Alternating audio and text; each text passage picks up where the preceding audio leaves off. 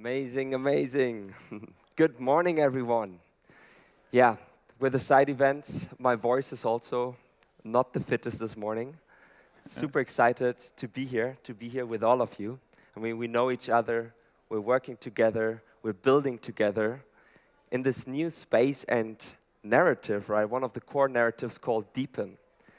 It is a new word, it is a new narrative, but the space has been around for much, much longer. So DePins have been around for much longer than the narrative, and we will dive into that.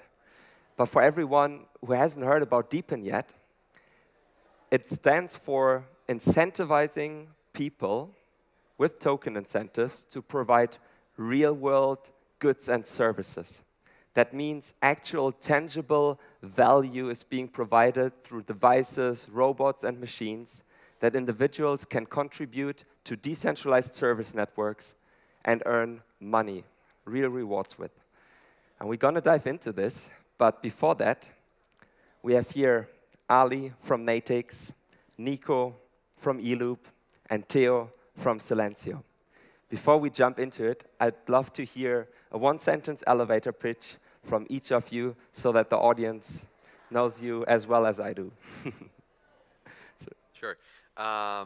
So what we're building with Natix is an open geospatial network, and the source of data for this network is what we call Internet of Cameras. The flagship product that we have is a mobile application. You just download it, put it on the dashboard of your car. As you're driving around, the AI is mapping the world, collecting geospatial data, and users actually earn rewards. So it's perfect for truck drivers, taxi drivers, Uber drivers, or just any commuters like me and you. Awesome. With eLoop, we're creating an ecosystem for the tokenization of every machine, real-world asset, and for the on-chain distribution of the rewards and the revenues to all the fractional owners of those machines we tokenize. Good morning, everyone. So Silencio is using the DePin to build the world's largest noise-level data map using a mobile app. So same as Natix, freely available on the iOS or Google Play Store. And with that data, we want to reshape how we think about real estate, choosing gastronomies, hotels, short-term rentals, etc. Super cool, like incredible, tangible, real-world cases. We will dive deeper into that. But before we do that, I'd love to hear from you guys, because so far Web3 has been a lot about metaverse, NFTs, and so on. So not so tangible in the real world. Do you think the world and Web3 is ready for suddenly real-world physical infrastructure running on that technology? Shall I go first?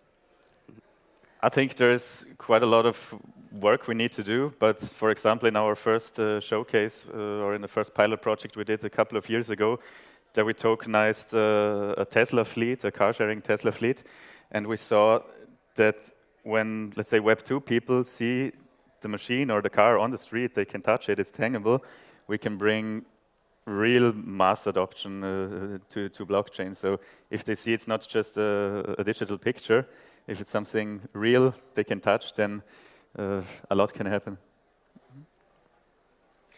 So yeah, I think Silencio guys should sympathize with me on this one. But what we realize is that smartphones are getting stronger and stronger. They have AI accelerated chips, which means they can run AI super efficiently. They have all the kind of sensors that you need, from microphone to camera to gyroscope, GPS to label the data with location. This wasn't as good as it is today 4 years ago, 3 years ago. So the market is ripe. And for example, us that have a smartphone versus strategy, this is, I think, crucial for scaling, right? This is something that you can, onboard millions of users without much friction, without logistical issues, without, a lot of other hassles that come, for example, when you have to, build a hardware and ship a hardware. So, yeah, I would argue, today is the best time to build a DePin solution. Amazing. I share a similar opinion. So I think we have to focus on value generation, value creation. And that's why we chose to build a product that doesn't feel Web3. To drive adoption, we have to stop caring about the technology, put that in the background, focus on the real-world utility, and that's what we're trying to build. Incredible. Like users using Web3 without actually knowing they use Web3, right? And this is where the mass adoption is happening. Yeah, I mean, we touched upon the mobile part of it, right? Both of you are building mobile phone DePins. What is the advantage of that, and why didn't you choose to go with a hardware approach, right? Most DePins that are out there build their own hardware, and you took another route. Maybe Ali, you want to go first? Yeah, so for us, actually, I think people who know Natix, they might have heard this. We pivoted away from hardware, so we were actually supplying AI software for CCTV cameras. I'm sure you see a couple of them in this venue as well. For smart city applications, for mobility applications. And we realized it's not scalable. It was extremely difficult to scale from CapEx investment point of view, that they had to buy a lot of hardware and invest in it upfront to logistics of it and installation and all that kind of headaches that comes with it. So why we chose a smartphone was multiple reasons. One of them was that smartphone has all of the capabilities that we need. Like I said, it's a supercomputer and a sensor hotel in your pocket. The second reason is people don't buy a smartphone to expect an ROI to buy a Lamborghini, right? They buy on a smartphone because they text message with it, they email with it, they do their daily work with it. So the ROI is already there. And if you can monetize it for a couple of different applications, jackpot. And it also gave us a medium to add a ton of other utilities to our users, right? So for example, in our case, we started to provide navigation, dash cam service, parking availability, which is going to come soon. And this made it a utility hub. So we can go into challenges of it later as well, because it's not all utopia, but that's why at least we are laser sharp focused on our smartphone strategy. Amazing. And you even have partnered, right? Because you're both running on the same hardware. And precisely. So yes, we do have a partnership standing with Natix, and I think we share a common philosophy on that. There's 50 billion devices, IoT devices out there, many of which are capable to measure decibels. That's what we do, so no audio content. And there's 7 billion smartphones. So the scaling part is what you need in order to create a network that is commercially viable. And being completely software-based allows you to iterate much faster than if you were hardware-driven. So getting constant feedback from both the supply and demand side of the network is crucial. Your time to market to deploy new features is faster. And so let's say now with our initial customers, they need certain value generation in geographic areas or certain data sets that they want to have. We turn around, develop these, and iterate with the community. And so all of this feedback loop we're talking a matter of weeks in comparison to hardware that you have to ship. Perhaps there's bugs you have to resend. There's a big logistical part involved with this. And the dynamic reward systems allows you to take the demand side and say, this geographic area is being bought. Okay, so I'm going to incentivize this higher than areas of lesser commercial interest. Hardwares, project-specific hardwares that perhaps are not dynamic, stand in the middle of nowhere, which is good for the user, but not so great for the community. Absolutely. We like to refer to you guys, smartphone DePins, as gateway drugs for DePin, right? Because such a low barrier to entry, and anyone can download both of your applications and get started. And then, of course, right, like they can expand and also buy hardware at some point. But this is an amazing entry, and almost everyone has a smartphone, right? And this is brilliant. Yeah, just one point I was realizing, I think Theo can agree with me. We're not against hardware. Hardware makes sense in a lot of cases. It's not that hardware is bad, software is good. There is no world, we're not extremist in that sense. But whenever you can do software, it has its own advantages, especially when you want to be lean, when you want to ship fast, and one other advantage, by the way, that I also realized recently is when you're hardware, one of the challenges is you have to upgrade your hardware as the time goes on. Like every 1 or 2 years, you want to ship a new one with new specs because hardwares have a lifetime. They get outdated. And with software, I was realizing, we're an app, and in case of Silencio, the microphones are getting better. They have these array microphones and so on.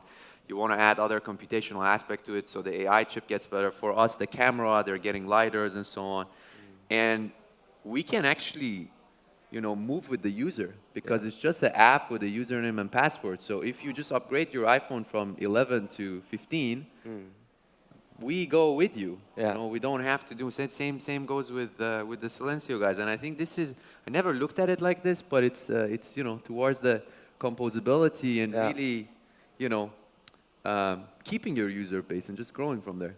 Totally. And I think it's all about introducing then hardware potentially at the right time, right? Because it's going from 0 to 1. Like, how do you bring in scalability? You need millions of users to build a viable DePin network.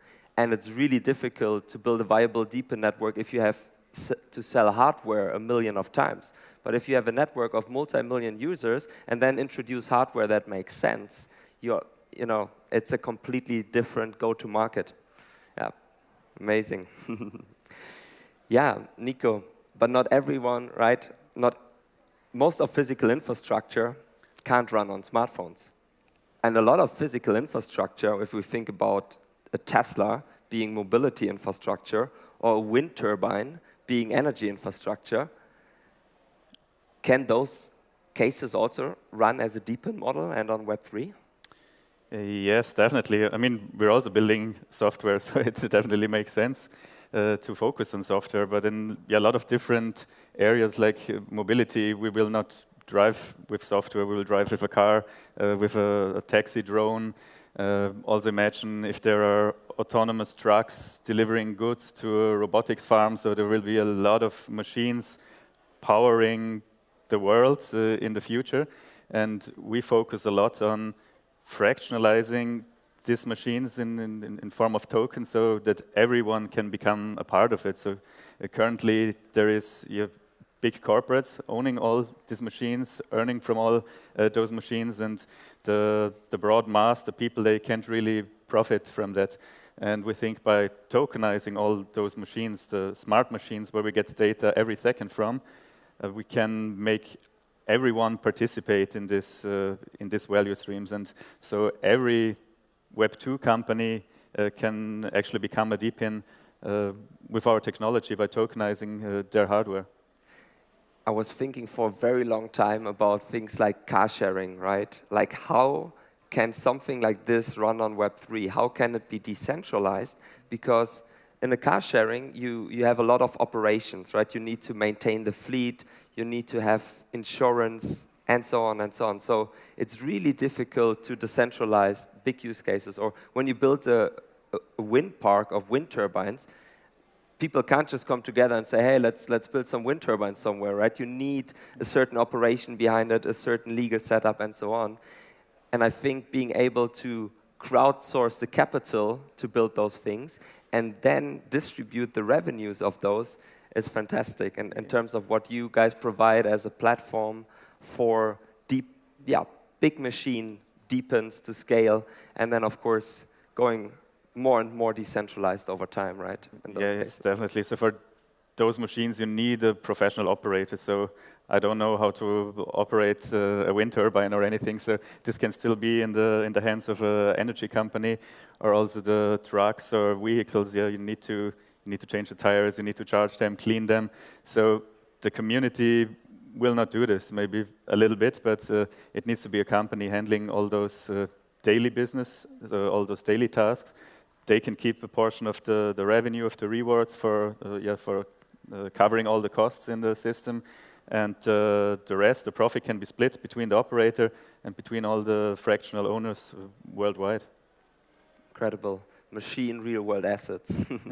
With all the AI, let's say, wave that has been coming. It reminds me to the movies where in the future they say, you know, we become irrelevant. And this is how we kind of can sit back. Maybe I'm a bit, you know, futuristic, but as a human beings, we can sit back and let the machines work for us through this kind of fractional ownership. It sounds pretty Utopian, but yeah, amazing. maybe huh? dystopian too, but that's one way of seeing for us to stay relevant. You know. Yeah. Absolutely. Like we all. Yeah. Yeah, I just want to mention autonomous car is not that futuristic. So they're already driving in some cities, and it is a robo actually. You just call it via app. You sit in it. It drives you to the place where you want to go. And everyone owning this car, not fractionalized yet. Hopefully, just in our car sharing service for a couple of years, so everyone can earn of it. So it's already happening, and there will be a lot more, in my opinion. It's the most common job in the US, is driving a vehicle, be it a truck or a taxi. And in a couple of years, those 5 million people doing that job will be automated. So there will be no more driving of vehicles. But with that model, everyone now can own a share of a taxi fleet, of a trucking fleet, and yeah, you can maybe do whatever you love and follow your hobbies while you earn from an autonomous fleet of cars. And that is definitely a much better future than if a few big companies would own all those fleets and would make all the money by themselves. So there's a big, big impact happening here. Theo, you guys have not been the first ones building a noise pollution network. There has been a project, I think we had a Twitter space the other day hosted by you, Ali, where people were building something based on research for 15 years or so, and you've built now the biggest network within 1 year using the DePin model. Like, how did you do that, and how does that work? Yes. So actually, noise pollution has been mapped with the first Motorola's, which, if you think about it, must have been like 2004, 2005. And we managed within 1 year to create a network 10 times the size in 16 plus, no more, 18 plus years, less time. So I think it's really fascinating to see how DePin drives that. There's another company called Soundprint that does venue check-ins. So there's 800 million people who are extremely noise sensitive, and they want to understand, before they visit venues, how loud will it be. And that community is completely based on an impact project. And there are still a few 100,000 people contributing day to day there, going into a venue, checking in, leaving a noise score behind. We managed to do nearly 2 million check-ins in 3 months, and they have, I think, 1.4 million check-ins in 7 years. So it just demonstrates you this exponential scalability that you can reach with initial network effects and creating this data. The power of incentives, right? I mean, that is one of the main things in the DePin space, right? There are many things the blockchain is used for, but being able to bootstrap with token incentives is just incredible, right? Because ultimately, we humans, we do things for a reason, and if there's no good incentive to do something, it's much, much harder to scale and do that, right? Just on the impact purpose. Yeah, we like to refer that as mining 2.0. So if the net outcome to society is positive, what we're building here, the real-world utility is more significant than anything else. No? Absolutely. Yeah, and I mean, on that note as well, Ali, like I've been following your guys' Twitter very closely, and I see all those amazing pictures of truck drivers and so on, like folks that you wouldn't think of as traditional Web3 people who take pictures when they're not driving of using natives and mapping the real world in real time. How do you do that, and how do you attract them? Yeah, so first of all, our strategy from day one was we wanted to build a product that is for non-crypto people too. So crypto people, all of them are here. We have a huge, vibrant community. I have to be honest, like the energy of crypto community is crazy. We love it, but to go above 100,000 people, 200,000 people, if you want to go to a few million people, you need to have this non-crypto strategy. So we try to reflect that in a lot of our product development. We started to add utility for them. We started to add non-crypto rewards for them. I think Silencio guys have a very similar mindset and strategy compared to us. And yeah, I mean, since day one, we have been doing a lot of, let's say, Web2 promotion, So instead of just working, for example, with crypto influencers, we work with tax influencers, which, people might not think that it's relevant, but, for us it is, because those guys are, have an audience that matters for us. These guys are the guys that are 8 hours on the road. They put the most amount of kilometers into the system, or the truck drivers, So yeah, I think, and I think DePin is all about that, right? Yeah. It's all about going beyond the crypto community and kind of applying to masses. Yeah. Yeah. Absolutely. No, I really, really love that, and it's an explosion to happen in terms of active users in Web3 that don't really, again, they don't care that the blockchain runs in the background, right? It's super, super cool. And Nico, I mean, on that note, right, we're attracting a lot of new users into Web3 that haven't done anything, and you're also attracting a lot of companies into Web3 that haven't done anything in Web3 before. It's like, could you tell a bit more about the business problem that you're solving for those companies? Yes, I mean, we have, in our company, we have investors out of the energy or also mobility space, and they see it's extremely important to democratize, their product. So even the big corporates, not all of them, of course, but some want to get their users, their community into the system, and don't want to be the big corporate earning anything, earning everything. And they see huge potential in this, in tokenizing wind farms, solar panels, or also other car-sharing fleets all around the city, taxis. And the demand is there. It's a little bit more difficult to explain to old-fashioned companies how the entire system works. But same as from you guys, we try to keep it as non-blockchain as possible from the outside, so people can invest with their credit card, with on-ramping services. We buy the product in the background, so people don't actually need to know that we're running on blockchain. And on the other side, any DePin project with hardware, they directly understand it. They understand how fractionalization can work, how people can participate in it. And I think with the first pilot projects, some cool showcases, one at your stand at the Peak stand, Ex Machina Cafe, is powered by eLoop technology. So I think when the big corporates see how easy it is and that the product still can be purchased with dollars or with fiat, there will happen quite a lot. So we need to get some showcases and some pilot projects live. We're doing that already, and then the big corporates will follow for sure. Yeah, it's pretty amazing. Like at the booth, really, there's the first ever tokenized robo-cafe in the world.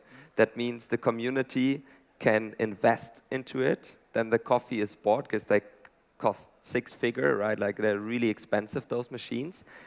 But then when you crowdsource that money, that's quite effectively, and they generate a lot of revenue, right? Every coffee, every ice cream that's sold is revenue. And that revenue is being split between all the people who helped buying this cafe. So it's another, like next to the robo-taxis, right? It's such a clear case where you have an autonomous machine making money, and that revenue ownership can be split for the first time. Yes, it's all about the democratization of those machines. Not everyone can just buy a machine worth 100K. Maybe they don't know how to operate it, but now you can just invest $50, 1K, and you're a part of that business with a few clicks. You don't even have to be in that country. So you can invest in every machine all around the world and earn from it. That's our vision. Yeah, it's borderless fundraising as well. And if you think about like the real total value locked that can come into Web3 is crazy, because now we're talking about machines that are worth millions and billions. And that's going to be reflected on chain as well. Very happy it's on the Peak network. Is the RoboDog as well fractionalized? Yeah, it got its Peak ID already. Yeah? If you guys haven't seen it, it's pretty cool. You can pet it, and then it just does cute stuff for you. Yeah, amazing. Yeah, come visit us at the booth. Yeah, I mean, now DePin summer is starting, right? So it's an incredible timing that we are all building in that DePin space, building together. What are your predictions, Ali, Theo, in terms of users that you can attract into your mobile phone DePins, let's say until the end of the year? What are the goals? Go, you go first. Hopefully, you know, we don't set a goal, but it comes. No, but we did set out for us the goal for 2024 to get 1 million sensors into the network. Today, a little over 200K sensors, completely organically. So that's just mind-blowing to us. Of course, our CMO has been doing an excellent job in that sense. But it shows that network effects, you know, can spark. Gamification features do work to incentivize other people to join the network. And our goal is 1 million sensors this year, 10 million sensors within the next 3 years. Yeah. Incredible. For us as well, we are already around 100,000 registered drivers. So from camera network point of view, we are the largest camera network at this point. I think by end of this year, we would be hopefully around 500,000 cameras. Incredible. That's what we were pushing for. Wow. And I think I fully agree with Theo. This network effect that we see is insane. I mean, once people know about you, then, you know, it scatters from there on. So, yeah. And I think a lot of other DePin projects, we're going to see some crazy number. I mean, you're calling it, you know, DePin summer. Yeah. For me, forget about the, you know, the market caps that are going to raise this year. I think the real thing that is going to happen is the size of the networks. They're going to go crazy this year, by end of the year. I think we are going to make some noise in the Web2 world, you know. We're going to turn some heads because they're going to be like, how the hell did you guys do something like this when we have been trying to invest hundreds of millions to billions of dollars to do it in the past year? So a lot of giants would turn heads, and that's where, you know, that's where the flywheel effect of DePin happens, and I'm quite excited. I think this year is going to be crazy. The next year, which many people think is going to be, you know, bear market, is even crazier for us because that comes to the time that we are going to heavily monetize towards, you know, and work with a lot of big Web2 players. Maybe just adding on to something Alireza just said, I think the far more exciting part is not how many people we can get in, but how many people we can positively impact lives with through our data without them even knowing they're interacting with it. So in your case, you know, mapping, having a fresh map day to day will be something most people access via Google, hopefully. In our case, you know, going into also Google, hopefully, and showing you how loud it is. And people, it's just, we like to say, like, you consume your weather on your phone. You don't really care where it comes from. You care it's accurate. And so we want to provide the same infrastructure on this level, using Web3 to crowdsource, but consume on a Web2 level. I love that. And I think what's mind-blowing is it would be almost impossible to build that in a centralized way, right? Like, how much money would a company need to invest to build sensor networks globally in every city, in every corner? It's almost impossible, like you're saying, right? You'll turn heads in Web 2 because this model is just, like the data sets both of you are generating, you can't do in Web 2, no matter how much capital you invest. I'm 100% convinced of that. Yeah.